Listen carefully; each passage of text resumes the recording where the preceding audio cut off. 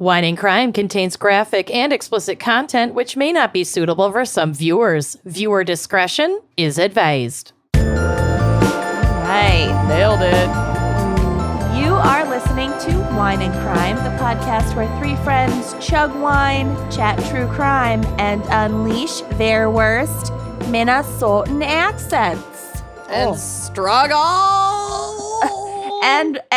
And just vent to you about how hard life is lately. Guys, why? Right when we think we're reaching like a bright spot, something happens. Yup. We've had a lot of health issues going on, and we're just pushing through. Kenyon and I are just going to move into a hospital. I texted her this the other day. I was like, what are we trying to prove? Let's just go into hospice care.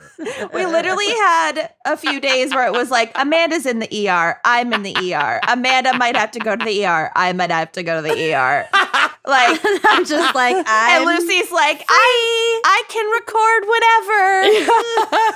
I have to go to this block party, but then I'm free. I remember being able to go do things.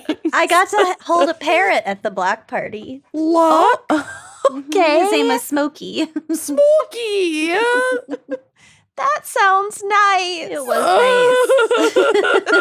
nice. Sorry. It's gonna be okay. I sent all of our group, including Scott and Blortney, a meme or just a tweet of someone being like, I know that seasonal affective disorder is supposed to be in the winter, but this summer has been like, by the people who brought you seasonal depression, flamin' hot seasonal depression.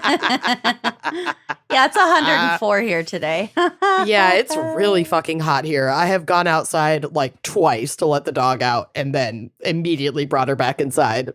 Yeah, the air is like soup here, and then every night it thunderstorms and the dog freaks out.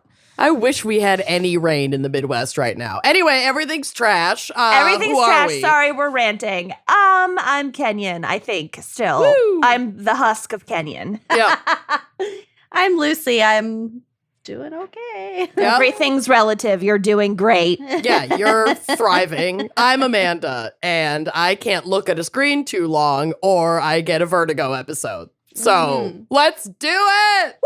Woo! All right. Woo! Well, we have a very special fan pick this week brought to you by Megan Macaroni. No. Yeah. Wait.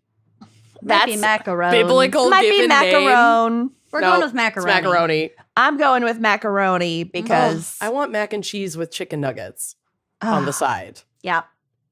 You know, I'm not a big mac and cheese gal. Wow. Bold. Yeah, that's a hot take. Once every 6 years, I'll crave like a bowl of Kraft macaroni and cheese, and that's about it. Friendship and this business have survived a lot. This might be it. Yeah. You don't like mac and cheese? I didn't have it much growing up. My mom, we never really had it in the house. I didn't either. She didn't make it, so it wasn't, I think it has to be embedded in your child psyche to really. I had it all the time. Mm-hmm. And not because my mom only cooked me mac and cheese. It's just, that was your my mom favorite. was a great cook. Yeah. It just depends on, I don't know. Sometimes it just happens that way. I don't know. Yeah. God bless. All right. Well, that's anyway. Doesn't matter. Okay, Megan Macaroni. Into the show. Not a fan of mac and cheese. Okay. I don't get the hype with butterflies.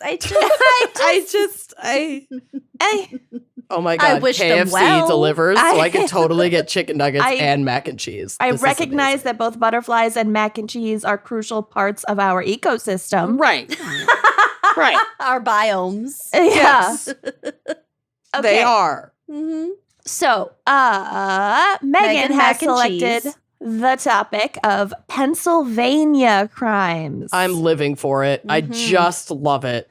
Yeah, there's some good ones. It's a big state, and there are a lot of crazy folks who live there. Yep. Mm-hmm. Big fan. Yeah.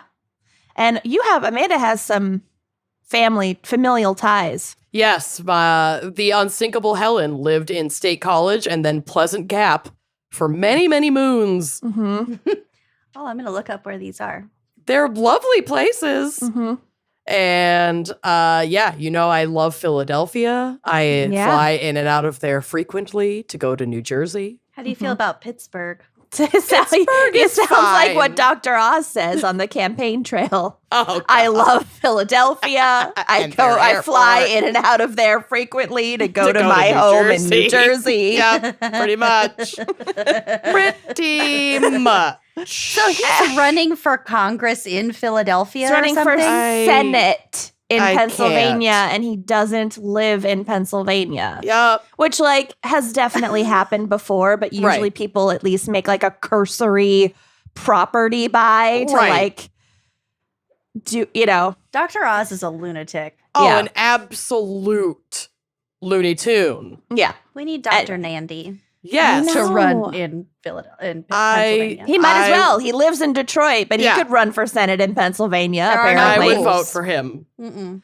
Anyway, okay, so Pennsylvania crimes. Amanda, I'm sure that you are just Itching to drink. itching to drink with vertigo and COVID, but Yep. what's our wine crime pairing for Pennsylvania crimes? It's great.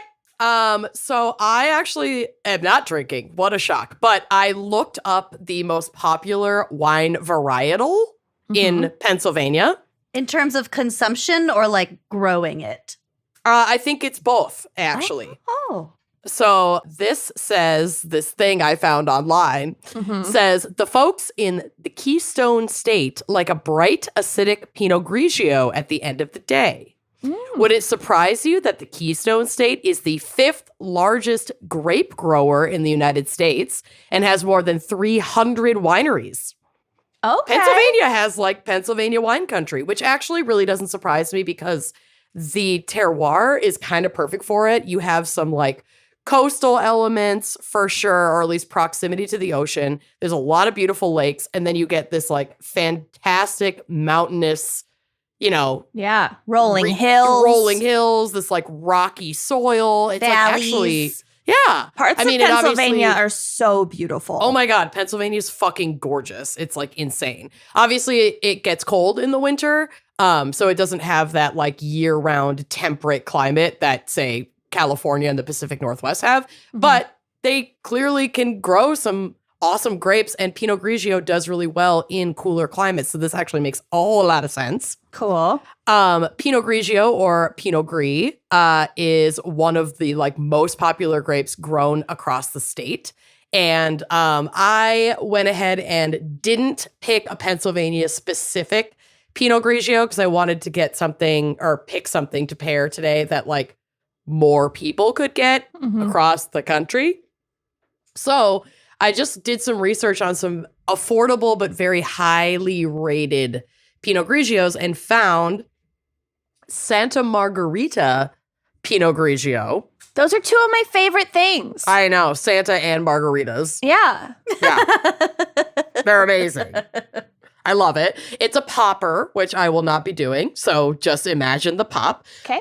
It has a really nice, light, that, classic Pinot Grigio kind of light yellow hint to the wine. Super clear, super bright aroma. It's nice and dry, but it still has some of that golden apple element to it. So good. It pairs, because it finishes so nicely and nice and dry, it goes super well with cheeses, say mac and cheese. Look at that tie-in. Yeah. Seafood, dipping a lobster claw in some butter. Hello. Pasta. I mean, come on. Get out of here. She's 12% ABV, so very easy to sip. She's a little bit more, refined, a little demure. She's a lady. But she is, she's medium. She's light to medium bodied. Pinot Grigio is not super robust, but you're going to get a lot of nice acidity. And you should drink it out of a nice big glass, a nice big tulip shaped glass. So you can really funnel those aromas right up your nose hole. Oh, I love it. Yep. And while Pinot Grigio is meant to be enjoyed fresh, you can age it for up to 2 years and still get some nice adjustments to the flavor. So there's some fun facts about Pinot Grigio. Make a little recommendation, and that's my wine segment. Now I'm going to look away from the computer so I don't throw up. That's good. That'd be great. That would be great. Good for you. I'm doing good. Nice pop, everybody. Nice. I hope you're all pop. doing better than we are. Oh my God, it wouldn't be hard. All right. Nice pap. Lucy, what is our background and maybe psych for Pennsylvania crimes? No psych. So I got Amanda's favorite little noise here. It's so gentle. The steak ribs. So I feel like we just did a state, and I was kind of tired of my normal state. We did New Jersey Stuff. recently. Yep, we did. Yeah, and it's kind of close to Pennsylvania, so Oh yeah. I went a They're little bit. neighbors. I went a little bit different direction. Do we Love still it. have a flag to make fun of? No, Oh, please. no, Oh. I didn't do the flag. I'll Google it. I was just going to It's say. not that weird. Okay. Really? So Pennsylvania, officially the Commonwealth of Pennsylvania, is a U.S. state spanning the mid-Atlantic, northeastern, and Appalachian regions of the United States. It borders Delaware to the southeast, Maryland to the south, West Virginia to the southwest, Ohio to the west, Lake Erie to the Canadian and the Canadian province of Ontario to the northwest, New York to the north, and the Delaware River, and New Jersey to the east. So it's got a lot of borders. They're It's- surrounded. Yeah. Mhm. It's a centralized location Mm-hmm. to All the right. northeast. The flag has there's a lot happening. We're not going to get into all of it, but there are 2 black stallions. Yes. And then there's a banner that says virtue, liberty, and independence. But those words are all vastly different sizes. Mm-hmm. And there are 3 parts of this banner. And so liberty and have to be crammed in the middle. Okay. I know I wasn't going to look at screens, but now I got to look this up. I'm gonna Actually, it is kind of a weird flag, but I didn't cover it because actually my she's a segment mess. is pretty full. Okay. All right. That's all I had to say. I'm sorry. She is Very kind of a mess. medieval. I do like this carousel stallions and the eagle on top. Mm-hmm. I just like It's a liberty story with an and eagle on top. Liberty and independence is really crammed in there. Yep, I see Yeah, it. they could have done a better. Who was their graphic designer? right? Also, their 3 bundles of wheat just look like champagne corks. Yeah. I'm a fan. So despite being the 33rd largest state by area, it's the 5th most populous with over 13 million residents. So 5th most, what'd you say? Biggest wine producer Sure. Yeah, 5th in the state. in the country. In the country. Yep. And it's also the 5th most populous. cool. Look at that. Coming in number 5. So our fan picker wanted me to cover NEPA crimes, which would be Northeast Pennsylvania crimes. But Okay, I was that was a deeply confused. National Environmental Protection Act crimes. Love. yeah. But I thought that was a little bit specific, so we just went Yeah. with Pennsylvania crimes. Okay. But they did want me to tell you about the accent and the specific language of Pennsylvania, It's very specifically odd. Northeast. Oh yeah. Mhm. Mhm. So it's called, I don't like this word. In some circles, it's called heinophonics, but I don't like that word because it probably stems from ebonics, which is not a great word to use. So I'm going to call it heinophonics, Okay. Because Hooked on that's heinophonics. what it should have been called in the first place. Cool. Okay. All right. Also important to note that this isn't a real thing. That word, it's based on a skit by a comedy group called One Laugh at Least. Okay. So, heinophonics. Here's a couple lessons that I learned from this One Laugh at Least skit. So, the first thing that you need to know is that consolidation is key. So, instead of saying, "Have you eaten yet?" No, "Have you?" You say, "Jeet?" No, Jeet. "Jew?" Jew. All No, I Jupe? want to do is rewatch Mayor of Easttown now. I know. Oh, yeah. But I don't know if I ever confessed this on the show, but I definitely watched every episode of Mayor of Easttown by myself first. And then Zach was like, hey, do you want to watch this show? And I was like, yeah, I haven't seen it. Oh my God, I'd love to. Let's watch together. Don't watch without me. Honestly, the scene with the really shocking DEATH. Oh Yes. my God. I- Why are you spelling it? It's a murder podcast. It's. Well, I didn't want to give it away for those who can't spell. Oh my God. I won't say who, DIED. For all of Oh our my God. child listeners who don't want Mayor of Easttown spoilers. This isn't a TikTok video. You can just say death. Shh. Unalived. God. I love it. I love that Jeet? show. I watched it twice, but Yeah. the Oh, yeah. but the Same. accents are so I can't get a grasp on them. But it's my job in this segment to help us get a grasp on the dialect. Okay. Yeah. So, Jeet, no, Jupe. Jeet. Instead of saying several, you say couple two tree. Like couple 2 or 3. Yeah. couple Okay. two tree. Couple Okay. two tree beers. All right. I had a couple Ah. 2-tree beers. I feel like they say that in Wisconsin too. I feel like Yeah. there's kind of a lot of overlap with like upper Midwest. Mm-hmm. Yeah. Totally. It definitely has its own flavor, but a lot of it sort of gave upper Midwest vibes. Okay. Instead of saying, I'm going to the store, say, I'm going to the store. Okay. Ta-da. Ta-da. Ta-da. Going Okay, to the okay. store. I was like, that sounded the same to me. Got it. Okay. Plural you is use. Use guys. All right. So that's different. We don't have that. Different. Use. That's different. There is a photo on the drive, which will be on the blog, of some NEPA conjugations. Mm. So I is, we is, Eyes, wheeze. use, Use. he, Uses. she, it is day is. Mhm. Wow. Yeah, I don't know. There's some conjugation. Okay. And then where we get Heina from, Heina, Heyna, loosely translates to "isn't that right?" It's like an invitation for affirmation. So Oh. on a day like today, one might say, "Hot outside, Heina." Oh, so kind of like in weird. it. Yeah, Yeah. in it. England. Yep. Hot outside, Oh. Heina. I don't know. I don't get it. I'm just reporting. Weird. Okay. In 2014, Slate dubbed Pennsylvania, quote, the most linguistically rich state in the country. Wow. Big words. High praise. Pennsylvania, this is from the article. Pennsylvania, in case yins didn't know, is a regional dialect hotbed, nonpareil. A typical state maintains 2 or 3 distinct comprehensive dialects within its borders, but Pennsylvania boasts 5. Each consisting of unique pronunciation, vocabulary, and grammar elements.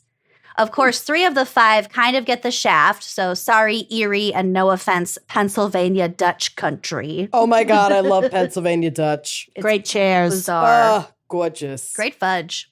Mm-hmm. Because by far the most widely recognized Pennsylvania regional dialect are those associated with Philadelphia and Pittsburgh. Mm-hmm. The Philadelphia dialect features a focused avoidance of the TH sound, the swallowing of the L in lots of words, and wooder instead of water, Oh, Yep. yeah. among a zillion other things. So in Pittsburgh, it's downtown for downtown, and words like nebby and jagoff and yins. What the fuck is nebby? What is nebby? I didn't get the nebby. I think I can piece Jag off together. Yeah. Jagoff is pretty clear. That one's clear to me. Nebby means rudely inquisitive or meddlesome. Okay. Okay. I wonder Like if it a- comes from nebishi, because that's like a Oh. Yiddish word for like a dork, basically. Hmm. Maybe. Yeah. Or something, or like nag or something. Yeah. So yins, jagoff, and nebby are known as the holy trinity of iconic Pittsburgh words. You jag off. Jagoff. It's like jack off, right? Like you asshole. Yeah, it's gotta be. Yeah, jagweed. Jagweed is I love Jagweed. jagweed. That's a really good one. According to Barbara Johnstone, a professor of English and linguistics at Carnegie Mellon University, says migration patterns and geography deserve much of the credit or blame for the variety of speech quirks on display in Pennsylvania. So I thought this was really cool. So if you know what like a map of Pennsylvania, you have Philadelphia on like the southeast kind of corner and Pittsburgh on sort of the southwest. But it's very like east-west. It's very, well, I'll get to it. So it's a big old rectangle. It's a big rectangle. With teats. With a dick. Yeah. A horizontal dialect boundary that roughly traces Interstate 80 spans the entire length of the state. So it's bisected horizontally. The speech and vocabulary of those living north of that line of demarcation, she says, were influenced by those who migrated into the U.S. through Boston, mainly through the south of England. Whereas the people in the rest of Pennsylvania below that tended to come to the U.S. from northern England and arrived in Philadelphia and other places along the Delaware Valley. They came from northern England and Scotland and northern Ireland. So just because of the accessibility of both Pittsburgh and Pennsylvania, the routes that that migrants took to get to each of these cities were different. So and that like the time of their emigration. So like people who came earlier were mostly from this part of England, and then they came a couple decades later and they were from that part of England. So they're all going to talk different. Yeah, just depending on where they're coming from affects how they get to their destination, and then therefore which destination they actually end up in. So those living north of I-80 have historically used different words for certain things than those living in the southern half of Pennsylvania. So, for example, a pail versus a bucket. And the pronunciation of various vowel sounds north of the boundary doesn't align with how those vowels are pronounced in other parts of the state. So the word rot can sound to south of I-80 ears like rat, or bus sounds like boss. Weird. Yeah. The other day, my mom asked if I had bought any nookies. Oh, and like pacifiers? Yeah, and I had no idea what she was saying. Oh, we called them nookies. I haven't really heard nookie in a while, but nook is like very Midwestern. Yeah, I guess. I mean, she must have said it when I was younger, but I just haven't heard it in so long. I was like, what are you talking about? We always called them binkies. Ah. That was our word for that growing up.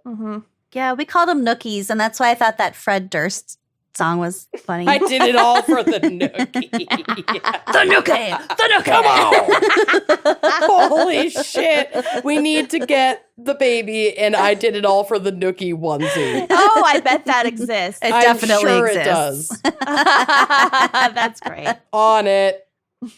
So settlement in western Pennsylvania began to pick up around the time of the American Revolution, and those who set down roots in the area, so predominantly Scotch-Irish families followed by immigrants from Poland and other parts of Europe, tended to stay put as a result of the Allegheny Mountains. Did I say that right? Yep.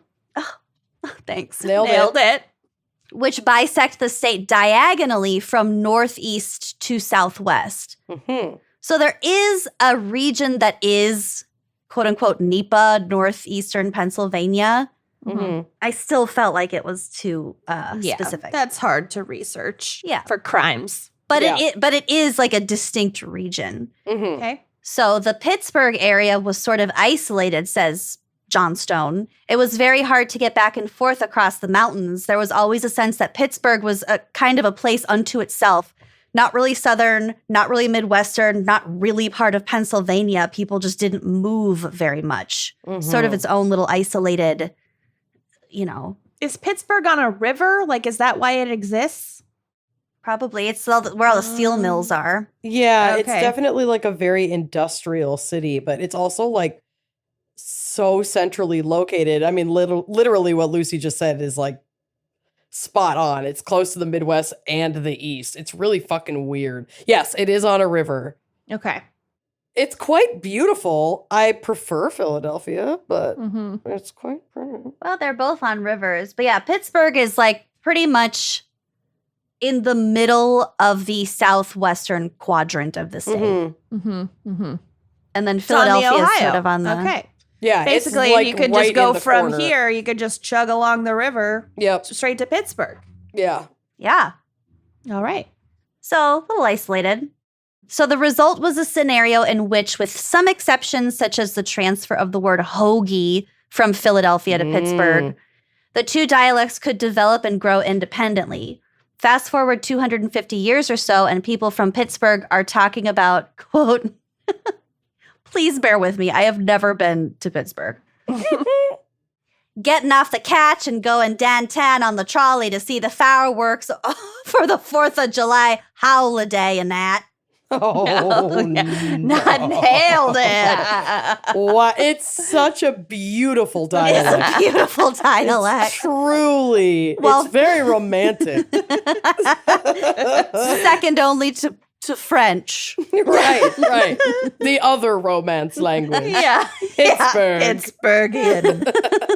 Pittsburghese, actually. Pittsburghese. While Philadelphia folks provide linguistic gems like the one a writer submitted as the most Philadelphia sentence possible, quote, Oh, God. please bear with me. Never. Yo, Anthony, when you're done your glass of water, want to get a hoagie on 35th Street and on the way over to Moike's for the Iggles game? God. That's not how people in Philadelphia sound. I'm reading it. Anthony. Anthony was accurate. Anthony Glass and glass of of water. water. Anthony and Water, you nailed. 35th Street. 35th Street. Moike's. 35th Street. 35th Street. Moike's. They say Moike's instead of Mike's. Moike's. Oh. For the nice. Eagles game. What's an Iggle? What's The the Eagles? Eagles, the Philadelphia Eagles. Eagles. I don't think they pronounce it like that. But yeah, okay. Eagles. Eagles. Sure. Gonna watch the Eagles. So here we can decipher the easy elements like Anthony Can being we? Anthony. I'm explaining it. Hoagie, a submarine sandwich. Eagles, the Philadelphia Eagles. Before transitioning to more upper level material. Okay. here we Monahan go. explains, we have this very unusual grammar quirk with the word done. When you say, I'm done something, it means the task is done. The rest of the country would say, I'm done with my water. But if I say I'm done, if I say I'm done with my water in Philadelphia, that would mean I've had some and I don't want to finish the rest. Whereas if I say I'm done my water, that means I've drunk all of it. So they mean that's- two different things. That's really bizarre. I don't think. But actually, parts of England kind of have something like that, where totally. they drop the like the or whatever the I don't know parts of speech. Lucy, help me. They'll just drop different like Preposition. participles, prepositions, verbs. You know, in ASL, the next case, ASL is the same way. the next case, they'll also drop to be, as in instead of saying my car needs to be washed, they'll say my car needs washed. That I knew. Very efficient. Needs doing. So My car needs doing. So that's really not the case anywhere else in the country. The car needs washed. Right. There also aren't many places where people refer to someone named Mike as Moik in conversation. He says, Probably quote, not. the oi is what I would call the defining Philadelphia sound in the way that the Philly accent is today. And as for 35th Street, that is 35th Street to you and me, Philadelphians often replace THs in words with other sounds. And he says everything just kind of winds up getting all blurred together. Okay. I have a clip that I pulled up on my phone. This is an example of a very authentic Pittsburgh accent, and I dare you to understand what the fuck this man I is dare saying. you to understand. I fucking dare you. I fucking dare you. Okay. So this is from an HLN video. I think it's like some sort of sports related something or other, but okay, just listen to this guy. Did I mention people from Pittsburgh had an accent? Like if I was explaining to Yins like what I do on Sundays, what my dad does. So he like 7:45, he wakes up, he goes down to church, St. John Chrysostom. Then he comes home, he puts on his black and gold, heads on down to Heinz Field, meets up with my cousin Natalie Carapinas. They hang out there, have a couple kielbasa's, have a couple irons. Then, if the Stillers win, they head down south side. You go have a couple for Manny Brothers, have a few more irons to celebrate with his buddies. Then, at the end of the night, he's got to go down Milkshake Factory, get some dessert and that, so everything's all good. Wow. That was English. That was English, he says. It is such a an interesting blend because you do hear Boston. Boston and like weird Midwest and like it's Irish bizarre. almost. It's really, really weird. Yeah, it was like it's oddly European. Yeah. Huh. Wow. I should have texted my friend Kate Winslet Couple to be on the show. kielbasas. She could tell us how she prepared for her role Yeah, you should have texted her. Yeah. next time. She doesn't actually know Kate Winslet. People She are gonna basically email. just drank a lot of Rolling Rock, I think, and then she She did have a Rolling Rock in every single was scene. Mayor of Easttown was an extended Rolling Rock Rolling Rock infomercial. And you know Infomercial. what? It worked. Yeah. I loved could go it. for one right now. Mm-hmm. Sorry, yeah. baby. Sorry, baby. Sorry, baby. Gotta have a 6-pack of Rolling Rock, and then I'm gonna go watch the Iggles. Eagles. Ish. Okay, so now I will teach you some Pittsburghese. Okay. So this doesn't have to do with the accent necessarily. This is just slang. Not Okay. slang, but like their vocabulary. Yeah, colloquialisms. Yeah. Local colloquialisms. Rural local jurors. cloacas. Rural jurors. Oh my God, I love cloacas. Okay. So the phrase all over means covered with. So for example, I fell down and I'm all over mud. Okay. Okay. These were submitted by actual people who live in Pittsburgh. So Okay, these are not coming from me. They were sourced. Okay. So we kind of covered Nat. It's Mhm. N''AT, which means and so forth. It's used for emphasis. So for Yeah. example, we went shopping in that. Mm-hmm. Yeah. And that. Anem is an associate of a named person, and it must be used directly after said person's name. So, for example, Jim and Em went downtown in that. Yeah, that makes sense. Jim and Em. Wow. Jim and them. Yeah. Amanda So and and Em. them is like David and them. If Jim and some friends went downtown and whatnot. Yeah, Jim it's and like Em. et Okay. al. Got it. Yeah. Et al. Perfect. Jim and Em went downtown. Downtown. Downtown and that. Downtown and that.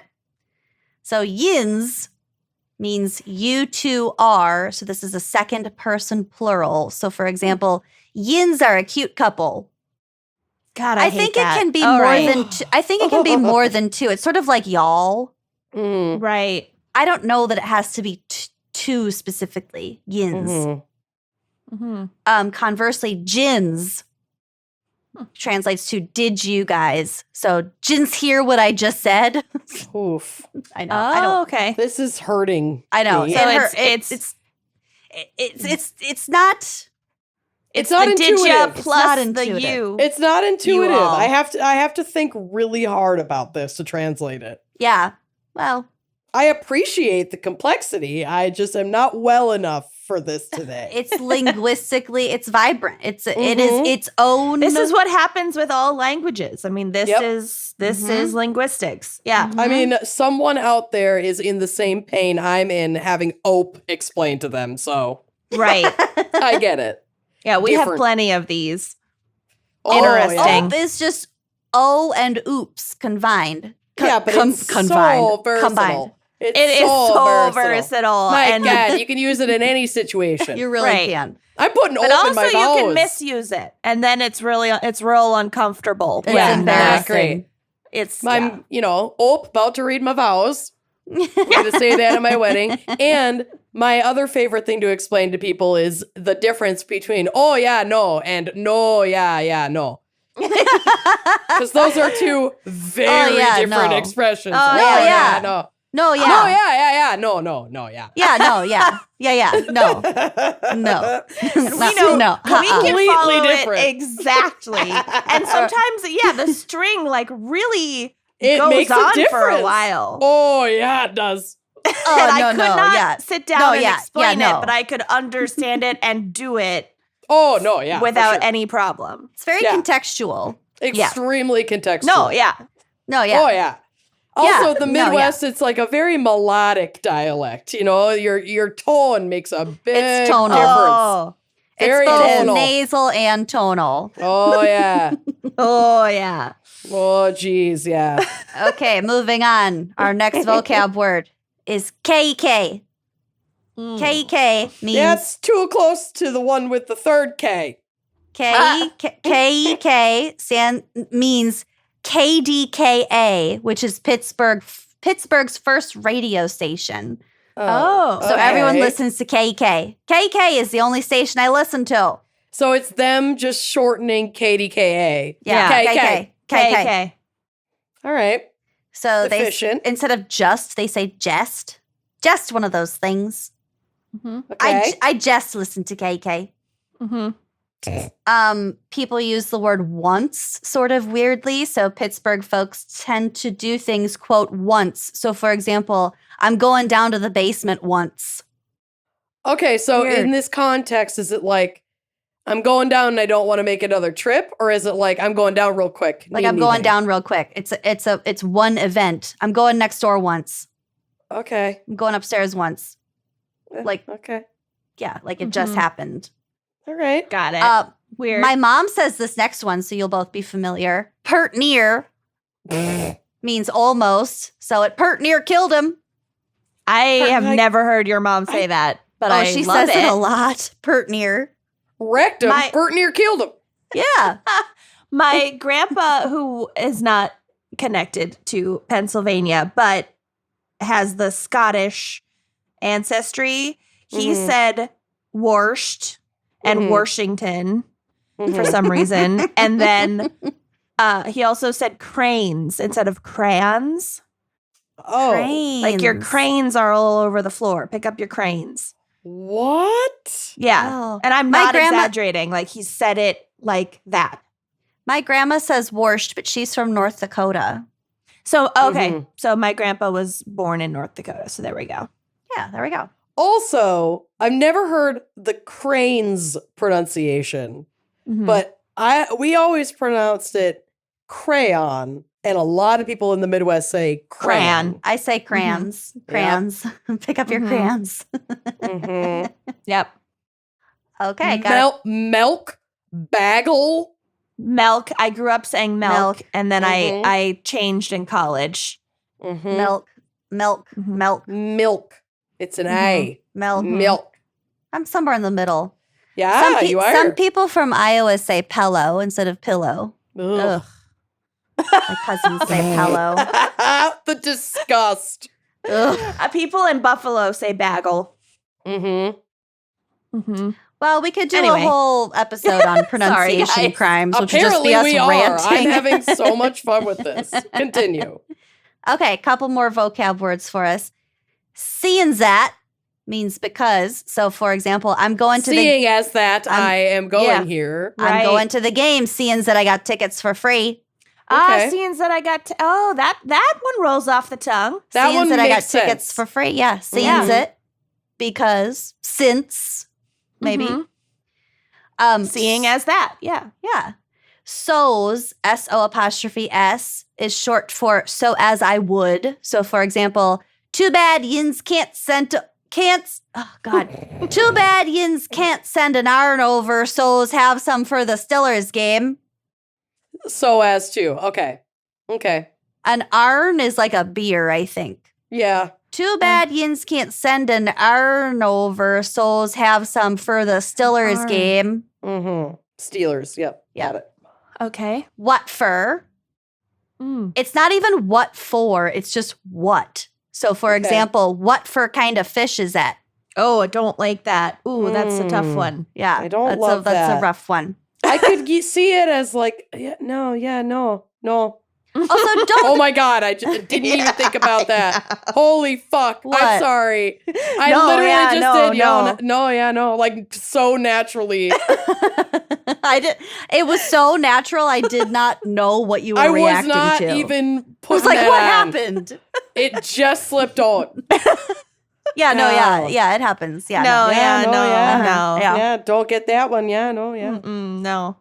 So instead of Yeah. exactly, people say exactly. Mm-hmm. Jens know exactly what I mean. Exactly. Exactly.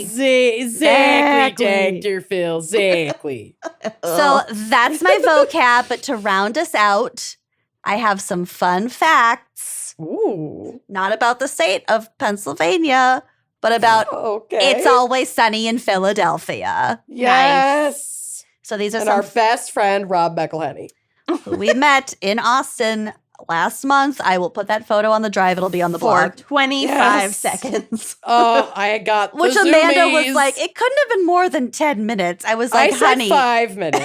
Okay, but 5 still. minutes. It's like, it was 30 seconds at the most. Well, time slowed down. Time stood still in that moment of love. yeah, it was great. So these are from Mental Floss. Our first fun fact, the pilot cost $100 to make. That's incredible. Series leads Rob McElhenney, Glenn Howerton, and Charlie Day were unknowns when they produced a pilot in 2004 titled It's Always Sunny on TV, about 3 struggling actors competing for the role of a cancer patient. Oh my God, yes. Intended to be more of a calling card than a polished production, the shot on video, as in like camcorder episode, costs less than $100 to make. After shopping it around to different networks, they found a supporter in FX president John Landgraf. He gave them $400,000 to shoot a proper pilot with an actual crew. Which is like so cheap for them. Right. And must have been so unbelievable. Right? Can you Going imagine? from like Imagine $82 to $100, yeah. $400,000. $100 and like just 3 friends fucking around. Maybe we should make a podcast. Yeah. You know, half of that budget was like beer. Oh, probably. I mean, when Rolling we Rock. started the podcast, we each put in 150. 100, so yeah, our and we were initial like- investment was way more than theirs. I think it was just 100. I don't know. It was something in that ballpark. But either Yeah. way, that was expensive at the time. That's Either a way, lot I of was groceries. like, "Ooh, are you sure about this? Can you Yeah. imagine if it turned around and someone just gave us $400,000 to like make the second episode? I I mean, no do one's you done know that. anyone at No. FX? Yeah. Hey, John Landgraf. Yeah, What's up? we're funny. So despite FX's endorsement, Sunny still had just a third of the budget of a typical network sitcom and was so strapped for cash that the actors shared a trailer, and Rob McElhenney made such a meager salary for the season that he continued waiting tables at a West Hollywood cafe after he finished shooting for the day. Yeah, you Amazing. gotta pay the bills. Oh my Mhm. God. He's so attractive. Oh my God. Can you imagine if you got to be waited on by him in fucking WeHo? I mean, Also, be what's nice his to name? all your servers. They could Seriously. be the next movie stars. Mm-hmm. The guy from Euphoria, the drug dealer, the guy with the Never ball, seen the it. very sensitive one with the shaved head and the his beautiful name is blue Angus eyes. Cloud. Angus Cloud. He was like a busser, Mm-hmm. like right before he got that role. Mm-hmm. And I saw on TikTok there was somebody who was like filming like brunch with their friends, like, woo, we're having such a good time, woo. And then they must have looked back at it later. And Yeah, And they, oh my they God, had that's panned Angus over Cloud. to Angus Cloud bussing their table Yeah. and just looking pissed off. Oh, I mean, poor my guy. cousin has been in like some network shows and he worked at the Apple store when they weren't shooting. Mhm. Yeah. Yeah. It's It's like you do what you got to do. You got to make ends meet. And also, there's Mhm. not that much money in television, believe Nope. it or not. Or podcasting. Until turns out. you're like big. Yeah. Mhm. Yeah. So the original camcorder pilot that I referenced earlier was missing both the bar, because it wasn't set at Patty's Pub at the time, Mhm. and also actress Caitlin Olsen, who plays Sweet D. Reynolds. The The prototype D was played by an actress named Jordan Reed, who was the then girlfriend of Rob McElhenney, who was expected to continue on when the series was picked up by FX. But according to Reed, her breakup with Rob led her to being recast on the show. That's so funny, too, because that's his wife who plays D. So he has a history. Fucked with D twice now, 2 different Ds. Wow. They considered Kristen Wiig for the role. Oh, that would have been good. She would have been great, too. Mm-hmm. I don't know. I think I don't think anyone could play it as well. Caitlin Olsen is fucking She's so genius. funny. I think she's so funny. But Kristen Wiig would have been a good alt. Yes. A bizarro D. Bizarro universe D. So after a brief 6-episode first season, Sunny was neither a critical darling nor a commercial success. Low ratings prompted FX to mandate that the show cast a, quote, name actor in order to attract attention for a second season. Enter the dragon. Danny DeVito knew FX's Landgraf, so the guy who gave the show its legs, and agreed to meet with McElhenney after talking about the show and noting that his kids were fans of Danny DeVito's. Danny DeVito accepted the role of absentee dad Frank Reynolds. I didn't know he joined in season 2. That is so early. I kind of thought it was like season 5 or 6. Well, their first season was only 6 episodes, so he wasn't not there for that long. Yeah, I know. That's what I'm saying. I thought that there was more time before Danny DeVito joined. That's like wild. I thought you were saying the opposite. Yeah. I love that he was just like, yeah, I'll do it. Son of a bitch, I'm in. Yeah, exactly. And he's Danny fucking DeVito. Yeah, he doesn't ever have to work again a day in his life. He's a household name. Yeah, he's Matilda's Yeah, he's just doing it as like a hobby at this point. Yeah, it's wild. So while DeVito provided a stay of execution, the ratings were still mediocre. It wasn't until FX released episodes on DVD and on Hulu that people were able to sample the series, leading to the show becoming one of the service's most watched offerings.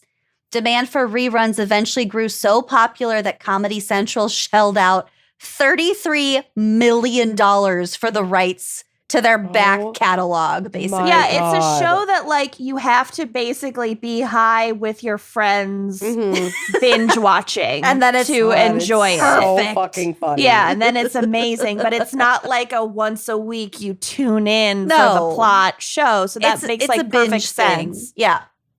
As regular Sunny viewers are aware, the normally fit Rob McElhenney decided to cultivate 50 pounds of mass for the show's 7th season as a response to his theory that everyone on television gets progressively better looking. Steve Carell. There's a picture on the drive of Fat Mac. I love Fat Mac so much. He ate 5,000 calories a day, which, like, not hard. Who doesn't? Right? I'm like, okay. Yeah, and what did he eat at night? Yeah. Also, this part. I didn't come up with that joke. What was his night lunch?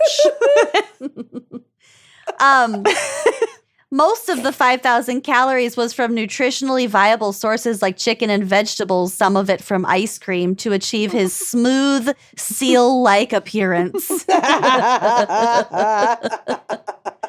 McElhenney's original idea, however, was to have the entire cast add bulk, while Danny DeVito would lose a dramatic amount of weight. I'm sure Danny DeVito was like, nah. Yeah, but nobody else was on board with the plan, so he just did it by himself. I love it. Oh my God. Okay, I love this fun fact. Betraying his wholesome The Wonder Years roots, actor-director Fred Savage has directed several episodes of Sunny. He's also listed as a producer. Savage sought out work. He himself sought out work on the show, as he told NPR, because he saw, quote, his own worst qualities in the characters. It's like, hey, I'm also an asshole. I need to get in on this. Meanwhile, McElhenney hired him because he, quote, needed to know if he really loved Becky Slater or if it was just Winnie all the way. Yeah. Obviously, Winnie. Winnie Cooper. Did we know that Rob McElhenney and Caitlin Olsen own an actual bar in Philadelphia, which is called Mac's Tavern? Wow. Mm-hmm. There's also a real green man. Yes. Charlie Day told Vice in 2010 that his character's habit of dressing in a green lycra bodysuit for sporting events was inspired by a friend of McElhenney's who did the same thing for Iggles games. Yes. Okay, I love that. All right. I want to be the new green man. 2 more, and I saved my favorites for last. There is a Russian adaptation called It's Always Sunny in Moscow. And here is a summary. Also starring Danny DeVito. Weirdly enough. Here is a summary according to Google Translate. Oh, no. Quote, 4 young heroes. They went to school together. They have their own business, a pub, Philadelphia. But revenue, it almost does not work. All their hopes and plans, love and money, are crumbling when confronted with reality. It's a drama. The reason for this, their selfishness, laziness, and stupidity. It does sound like a drama. It sounds like a drama. It sounds like Mare Sounds of like Easttown. Shakespeare. Yeah. This faithful adaptation aired for 16 whole episodes. Wow. Oh, okay. Episodes, not Episodes. seasons. I was like, holy shit. Okay, last fact. Danny DeVito has made it clear that he rarely says no to anything the show asks of him, from being stuck in a playground coil to emerging naked from a sofa. Being so agreeable has sometimes led to problems, as in the case of a scene for season 11 when the cast was depicted holding hands underwater. Described as, quote, buoyant by Charlie Day, Danny DeVito needed to be weighed down so he would sink. And is the shape of a buoy. And this is so sad. After the scene was complete, the rest of the cast was able to rise to the surface, but Danny DeVito remained stuck halfway down and needed to be assisted to the surface by safety divers. Oh, and he was scary. He was apparently so pissed that he left the set for the rest of the day. Poor Danny. That's scary. Imagine if Danny DeVito died filming It's Always Sunny in Philadelphia. Died for a shot holding hands underwater. But the scene of him stuck in the playground coil is so I haven't watched good. consistently. Like I've seen plenty God. of episodes, but I haven't watched them consistently. You know what I mean? I'm sure I've seen so all funny. of them, but through a smoky haze. Oh, it's so Who the funny. fuck knows? And also, if you've seen every episode of It's Always Sunny and you want, a little bit more, AP Bio on Peacock is so fucking funny too. Oh, And what's his name is in there too. Yeah, it's Dennis. Yeah. Mm-hmm. It's so good. Patton Oswalt's in it. It's so fucking funny. All Huge right. fan. And that show is over now, but all the seasons are on Peacock and they're so good.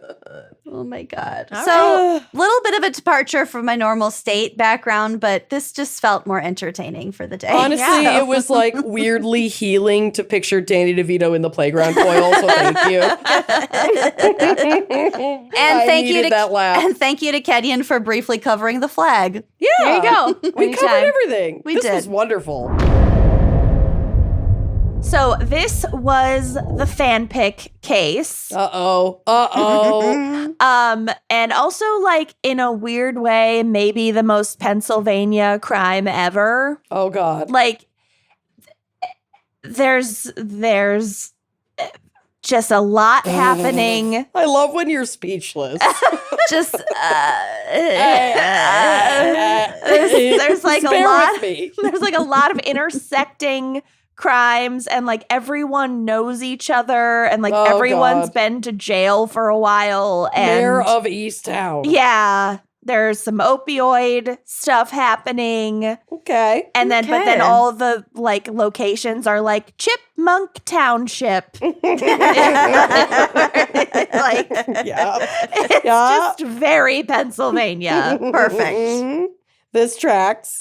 Chipmunk Township. It's like, At the end of Drury Lane. yeah, the sheriff at, Cherry Blossom Hill Township Lane. Oh my God. Our dog Daisy was literally Princess Blossom Hill's Daisy Jacobson. There you go. Jesus Christ. And she smelled like a sewer. Yeah. Oh, yeah. She was old. She had liver spots. She had lived too half long. a tooth. She lived. She was the Helen of dogs. She was. She lived too many lifetimes. There is Okay. such a thing as too much. Yeah. Okay, so lots of names and again, lots of crimes. Mhm. Bear with me. Hugo Marcus Selenski was born in Sioux City, Iowa in 1973, although his family moved several times and he eventually ended up in Pennsylvania, which was the right fit for him. Mhm. His parents divorced when he was 5, and Hugo struggled academically as a child. He eventually graduated high school, but was second to last in his class of 153 students. Hey, that's not last. Woo! The senior superlative page of his yearbook lists him as most likely to be in detention, which is ironic because he is definitely in a different kind of detention now. Oh, no. Mhm. After high school, Selenski enlisted in the Marines, but he was soon discharged for failure to attend boot camp after getting in a motorcycle accident, which, dear. I don't really understand. Wouldn't that just, if he had reported it, I think it would have just been a medical. I don't know. Who knows? I don't know. Whatever. He was discharged. Then he re-enlists once he's healed up, but he's discharged again, this time for failure to report an outstanding restitution debt of $3,000 that he owed to the Luzerne County Juvenile Court. Uh-oh. So he just- Zone. He's just a troublemaker. Yeah. Picking up on that, actually. He's doing his thing. In 1994, when Selenski was That's my favorite Kenyan noise. speaking of Midwestern tonal, Seriously. It's everything you need to know. Sound like a plane going down. in 1994, when Selenski was 21 years old, he and another man robbed the Plains Township Melon Bank, which I can only assume is where they keep all the melons. That's where they keep all the melons. Yeah, it's spelled like Carnegie Mellon with 2 L's, but I like thinking of it as a melon bank. Melon Bank. I'm going to call my bras Melon All Bank. the juicy melons. I'll be right down. I gotta strap on my melon bank. my vault. Oh my God, my boulder holder. So they were 21. They tried to rob this bank. They were both arrested, and Hugo was sentenced to 6 years and 10 months in federal prison. Okay, bye-bye. So he Best did of not. luck. He did not have a very easy time in prison. He pissed people off because he's a fucking troublemaker. And he's always running different scams. Not And to be trusted. And at one point, he's stabbed by a fellow inmate. Oh dear. He probably deserved it. But but he did make one friend, a fellow inmate named Paul Weekley. Okay. Paul. Okay, I was like, all weekly? Paul Too Weekley. often. Don't Spelled call weekly. He was weak. Oh, got it. And after serving, I think, his full sentence, Hugo was released from prison in 2001 after the bank robbery sentence. Okay. A year later, his buddy Paul Weekley was also released and went to live with Hugo Selenski at his home in Kingston Township. And this is where Hugo had moved in after he got out of prison and met a new girlfriend and was released. So also during all this time with the Marines and the bank robbing and the jail, The this and the that. And the other and thing. that. Jail and that. Jail and it. Yeah. Selenski also managed to father 3 daughters at this point. He but sired them. He sired them. God. The details are scarce about their mother/mothers. Oh, Lord. One of the daughters we will get to at the end, however. We'll Meg. circle back. It's the grossest fucking Disgusting. thing. So disgusting, and I love it. Ugh. So only a couple months after the jailbirds, Selenski and Weekley are reunited. A local pharmacist named Michael Kurkowski went missing along with his girlfriend, Tammy Lynn Fassett. Isn't he Okay. from Monsters, Inc.? That's Mike Wazowski. Wazowski. That's Mike Wazowski. This is Michael Kurkowski. Okay. He didn't do your Keep it paperwork. straight. But this guy is probably the victim of a murder, so Yeah, we probably he shouldn't- is. Oh, Okay, sorry. But Thought he he was in also- Monsters, Inc. Fucking sue me. He also Jesus had a Christ. troubled past. So Mike Wazowski did? Mike Wazowski, Okay. Michael Kurkowski, and his girlfriend, Tammy Lynn Fassett.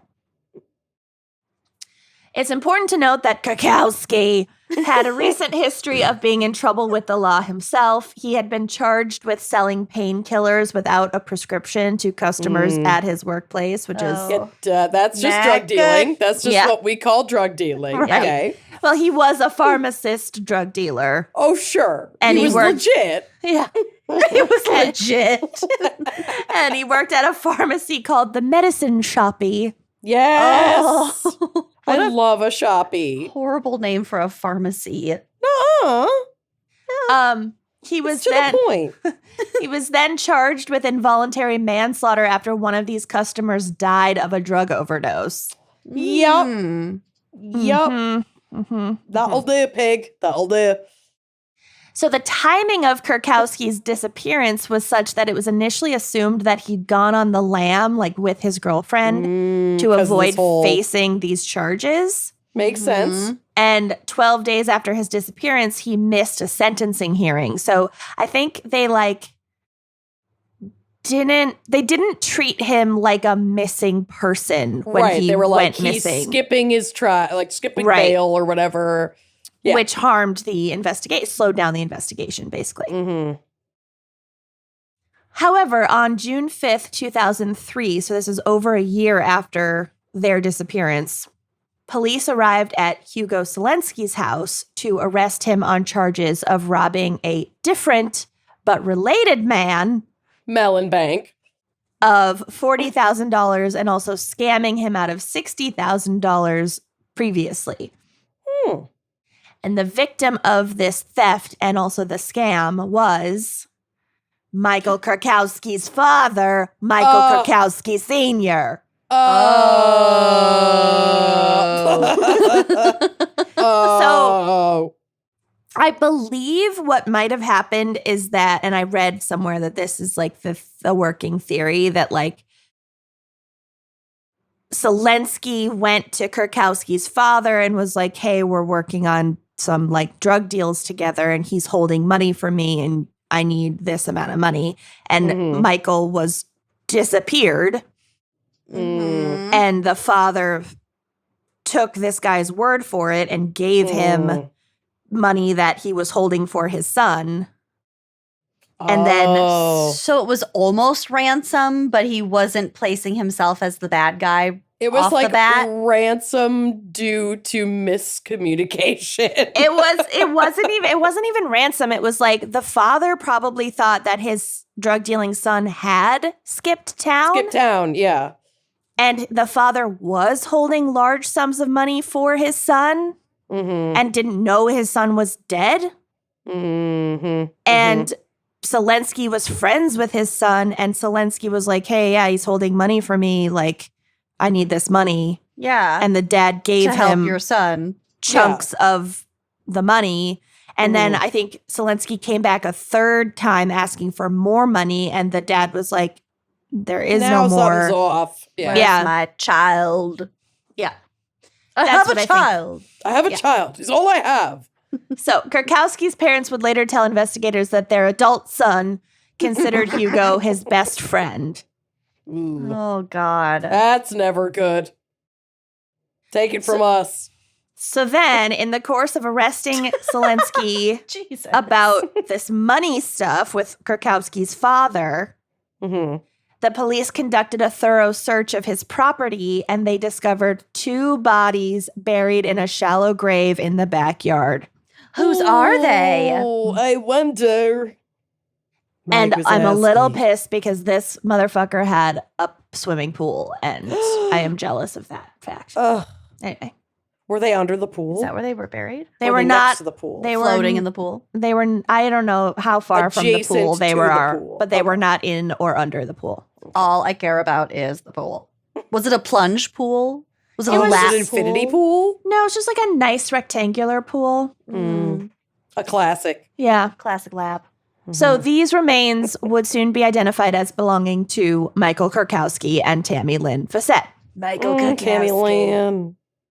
So investigators then receive a tip from the community after like word gets out that these bodies were found on the property.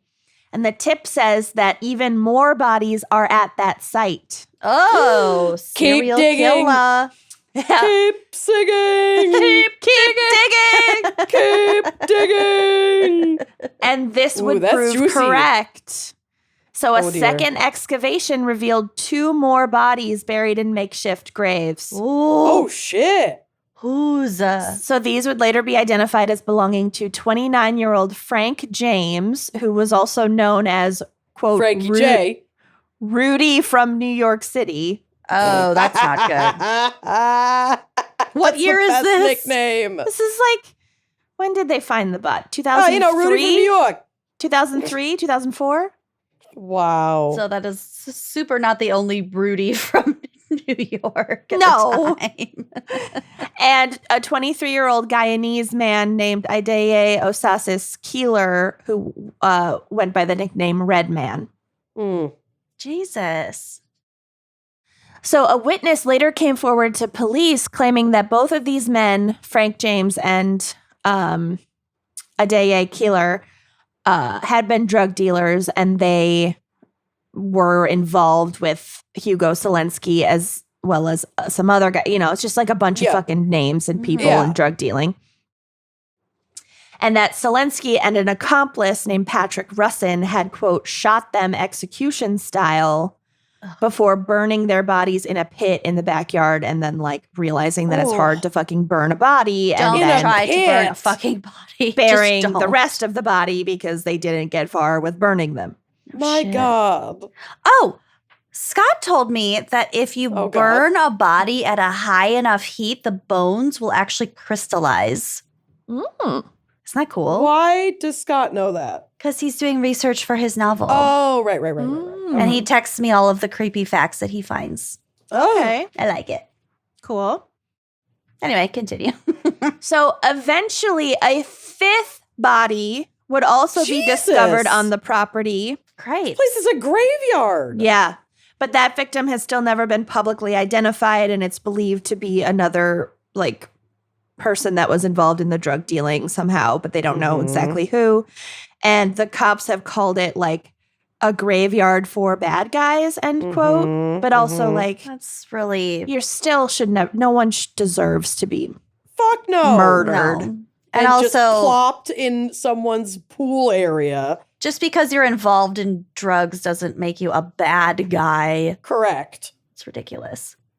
Right, not necessarily. And also Tammy Lynn, Right. who knows how much she knew about any of Right. this. Right, right. Tammy Lynn. Or any of these other people who they happened to find. Mhm. So 5 total bodies in this guy's backyard. That's a lot. Yeah. Yeah. That's way more bodies than should be in anyone's backyard unless your backyard is a cemetery. A lot of Right. digging too. Or a mean, golf course that you want to make tax exempt. Right. I A public sex thought forest. that was a bad joke, and it's not. No, it's real. And have you seen the pictures of her forlorn pauper's grave? Has she? Wait, this has what? already happened. Yeah.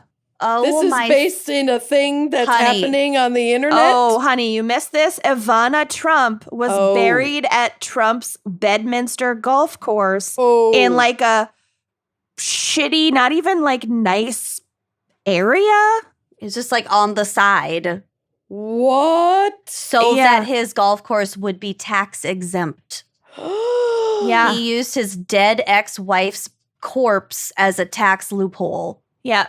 Oh my god. And also they like buried her in like a coffin-shaped hole, but she was cremated and put in an urn. What? Yeah, it's bizarre.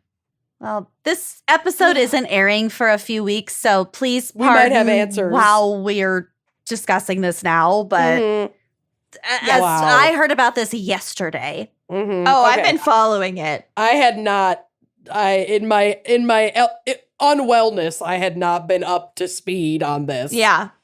She's buried near the first hole. Oh, God. Jesus fucking Christ. Oh, my God. Yep. You cannot make this bullshit up. Yep. That is too much. Look up the pictures of the grave because it is so much uglier and sadder than you're even picturing. Oh, no. Okay. I'll drop a picture on the drive.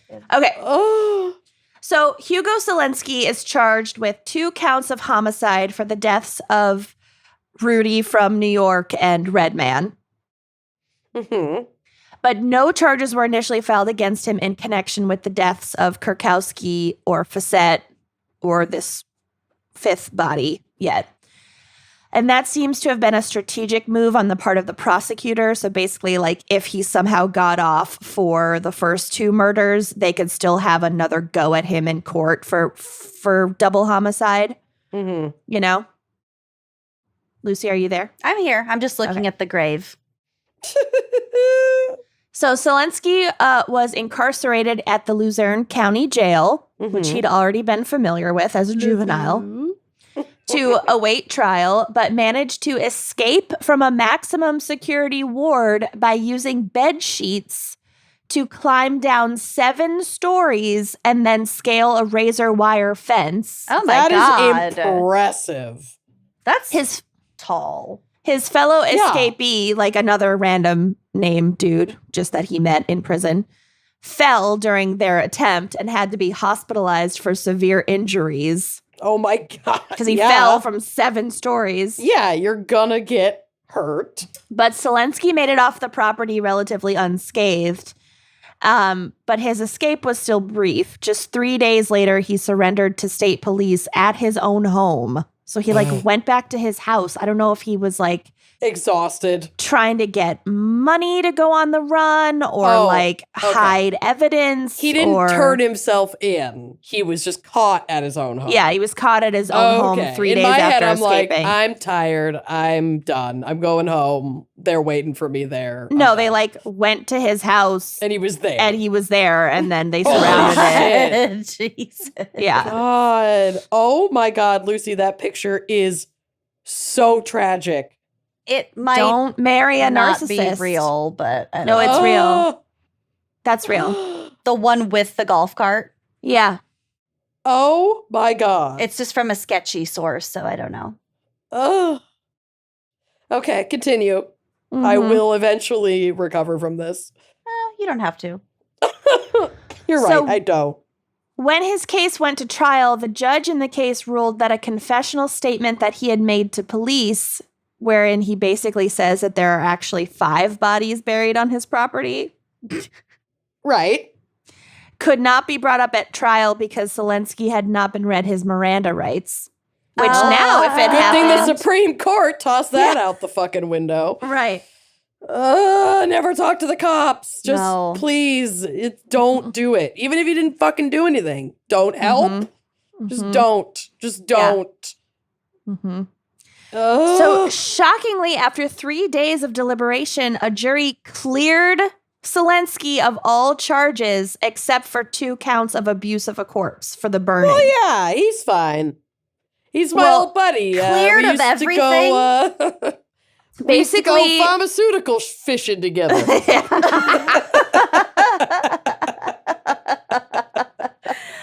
I I think basically, like, he definitely had an accomplice for these murders, and he was able to just be like, well, how can you prove that I killed them and not this other guy? I It mean, wasn't yeah, me. that's some good lawyer shit, but it's When they just caught me like, on the counter, fuck. it wasn't me. It wasn't me. Yeah. Saw me He banging on the sofa. It wasn't me. Saw me burning bodies in the backyard. It wasn't me. It wasn't me.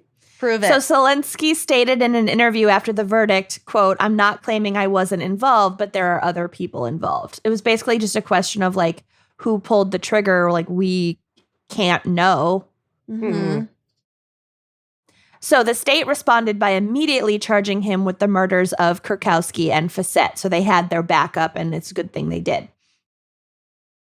They alleged that he had tortured Kurkowski, his fucking best friend, during a robbery at the pharmacist's home in an attempt to get him to reveal the location of tens of thousands of dollars that he was known to have been hiding. That is so fucking gross. And then strangled Kurkowski and Facette using zip ties. Oh, God. Ooh. Oh, that is Ooh. really fucked up. And transported both bodies back to his home to hide them. Ugh. So this Zip time, ties. prosecutors also charged Paul Weekley and added a criminal conspiracy charge. And they alleged that the two men had plotted to carry out the murders together, like as soon as Paul got out of prison, that they had been like cooking up this plan. And around this time, Selenski and Paul Weekley were also charged. I told you there were a lot of crimes. Yeah, I'm like, What now? With a home invasion and robbery that they committed in Chestnut Hill Township yes. Chipmunk. Chestnut Hill. before the bodies were discovered. So they had also done this other home invasion, and the home that they robbed belonged to a local jeweler who claimed that the two men broke into his house, tied his hands with flex ties, and put duct tape over his eyes and mouth Ooh. while they that's ransacked brutal. the house for If somebody puts fucking duct tape over my eyebrows, You're done. You're fucking done. Lashes. I will seek the death penalty. Especially if I had fake lashes on. Can you imagine? That would Yeah. hurt so bad. They dig into your eyeballs. It's not good. None of this is good. Seek the death penalty. I would seek the death penalty, and I'm against it. Yeah, right. So Selenski and Weekley are convicted for just this home invasion and robbery. Set the murders aside for a second. Oh, okay.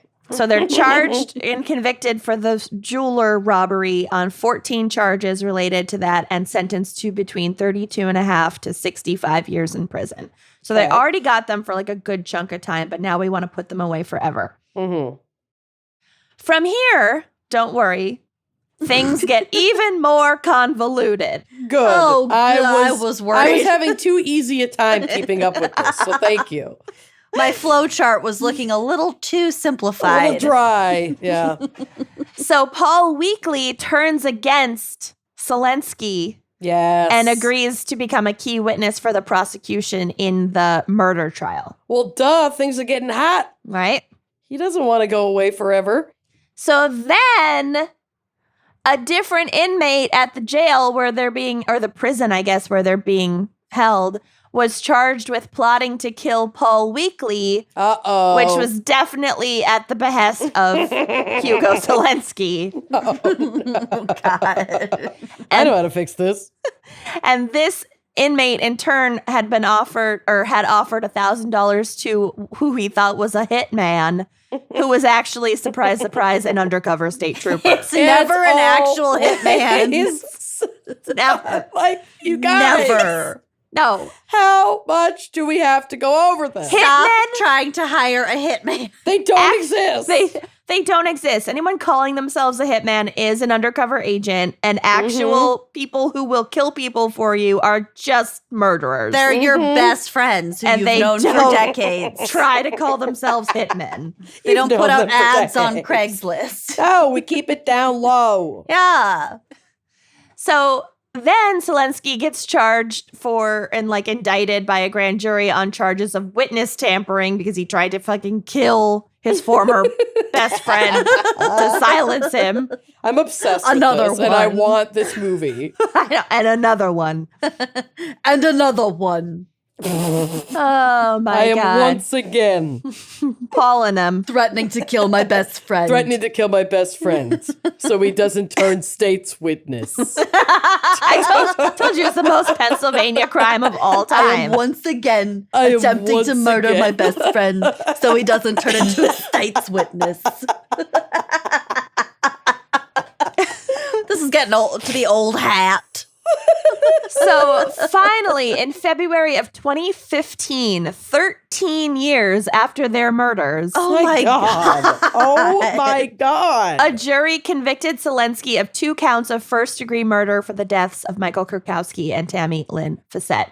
Oh, Mike Kikowski. Poor Mike. Sev- and Finally, Tammy. justice. Several members of Selenski's family spoke at his sentencing to describe how he had been, quote, a good father, brother, and uncle, even behind bars. Brother. Hello, mother. Hello, Hello, father. frequently giving life advice, end quote. Okay. Oh. So Oh, God. I don't know what kind of life advice this guy would give, but Oh, I thought we were Bury talking them about under dead the one. pool. Sorry. yeah, next time.